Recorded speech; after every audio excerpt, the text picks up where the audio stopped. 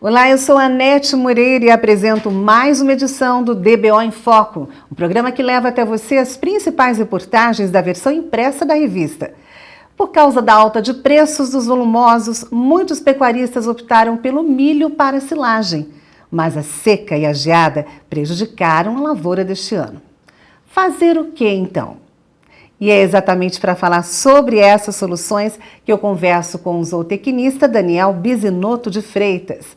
Ele é responsável nutricional do Rancho da Matinha, em Uberaba, Minas Gerais. Daniel, como é a situação atual vivida por vocês em relação ao controle de perdas do milho depois das geadas e da seca que nós estamos enfrentando aí? Nós estamos vivendo uma fase atípica, né, na questão com percas, né? A produção de volumosos esse ano, dos fornecedores que a empresa tem, houve uma quebra muito grande, né, acarretando isso aí, a alta no preço do próprio volumoso, né, como a falta da própria silagem, né? A gente teve que buscar outras alternativas, outros fornecedores para estar suprindo a demanda, né, e caindo na lei do mercado e da oferta e da demanda, né, da fazenda. Então, houve um acréscimo bem considerável, em mais de 40% em cima do custo inicial. E qual foi a saída encontrada para estes problemas?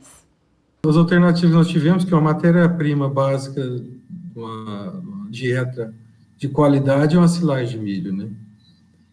Além da perca de volume, entrou também a perca de grãos, né?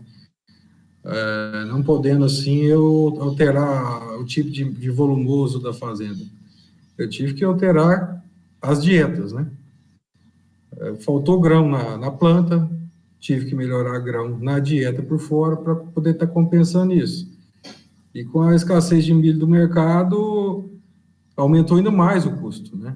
Eu tive que usar outros tipos de matéria-prima, né? Como o milho fubá, o milho moído, para incrementar essa silagem, para voltar à qualidade anteriormente desejada. E Daniel, você tem o cálculo das perdas em grãos? Perda de grãos, a questão de análise bromatológica foi mais de 40%. Agora, uma curiosidade, a gente sabe que a silagem de milho é um dos componentes mais importantes da alimentação bovina. Como armazenar melhor essa silagem de milho? E por quanto tempo? A questão do tempo vai variar muito, questão do fechamento do seu silo, do silo, da compactação feita, né? Um bom processo de silagem vai desde do campo, na colheita, o tamanho de partícula, a matéria seca daquela planta, né? Isso vai interferir muito na compactação. Aí entra nessa parte de compactação. Uma silagem, assim, vamos falar de ideal matéria seca, uma matéria seca ideal, gira em torno de 32% a 36%, que ela promove a compactação boa, né? Que diminui a entrada de ar entre as partículas, evitando, no caso, uma fermentação indesejada, né? Na compactação, 100% da silagem utilizada por nós aqui é cortada com automotriz. E isso é uma exigência que eu faço por questões até de evitar percas, o tipo, tamanho de corte e partícula, que eu gosto de um tipo de partícula que promove uma ruminação melhor para o animal, e vai variar de acordo com a categoria. Eu corto um milho hoje de 18 a 22 milímetros, o tamanho do corte. E a outra vantagem dessas automotrizes de hoje é que elas, além de ter o cracker, que quebra o grão, que é fundamental em qualquer silagem, a quebra do grão, ela também já tem um aparelho que inocula a silagem. Esse inoculante que ajuda a controlar a questão de fermentação, bactérias não desejáveis no silo, para evitar percas, né? No caso, mofo, micotoxina. O que você recomenda para evitar os fungos, Daniel? Os fungos, eu recomendo a inoculação, um bom enlonamento, uma boa compactação, tirar totalmente a questão de ar entre as partículas, né? Aí vai uma variação, existe um cálculo que é feito no momento da colheita, no transporte e na compactação, né? porque a gente utiliza entre 30% e 35% de peso em cima da silagem, arrumando e compactando a silagem, em comparação com o que está sendo colhido. Se eu colho 100 toneladas por hora, eu tenho que ter de 30 a 35 toneladas de máquinas em cima do silo compactando. Isso me ajuda a promover uma boa compactação e eliminação de ar entre as partículas. E como é que é o processo em relação à medição de matérias secas das plantas? Vamos começar desde antigamente, um pouquinho que a gente... É bom puxar um pouco para trás. A matéria seca de uma silagem de antigamente, ela girava em torno de 25%, 27%.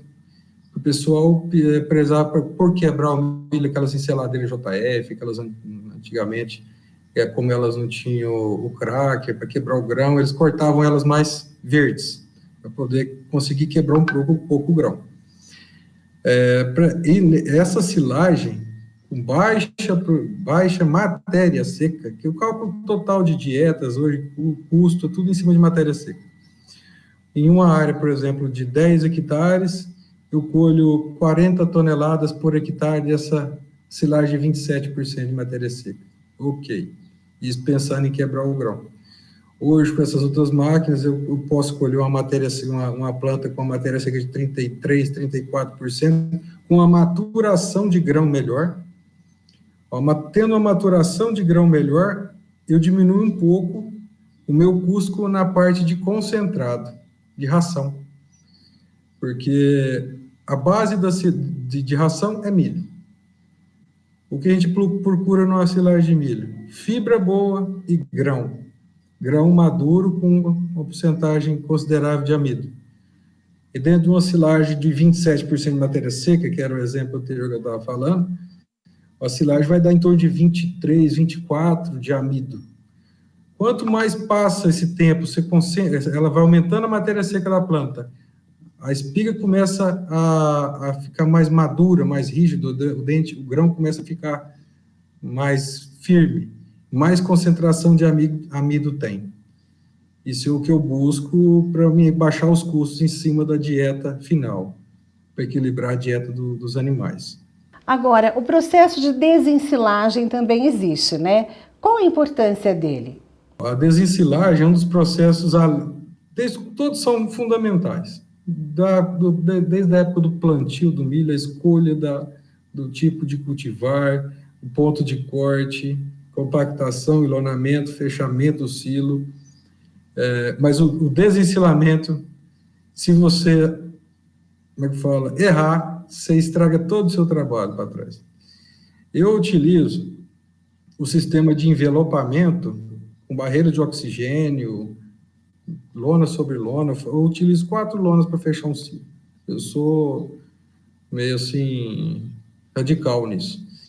Quando eu vou desensilar, eu procuro fazer o meu cálculo em cima do consumo da fazenda. O consumo, ele tem o perfil de parede de silo, você não pode estar tirando menos de 20 centímetros por dia. Então, você tem que fazer o cálculo em cima do seu consumo quando você vai construir um silo. Você não vai fazer um silo de 5.000 toneladas, um silo único, para tirar 10 toneladas por dia. Isso não dá a camada superficial de retirada, de tirada de silo. Aquela primeira camada, que é os 2 centímetros iniciais ali da parede, ele com a pressão de temperatura, umidade, muda muito. Isso influencia demais na dieta. Então, você tem que tirar um perfil, um corte de pelo menos 20 centímetros, eu aconselho, para se manter a qualidade daquela silagem. Tá certo. Muito obrigada pelas informações. Eu conversei com o Daniel Bisinotto de Freitas. Lembrando que este conteúdo fica disponível no nosso portal dbo.com.br e no nosso canal do YouTube.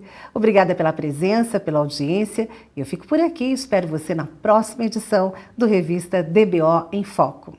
Até lá!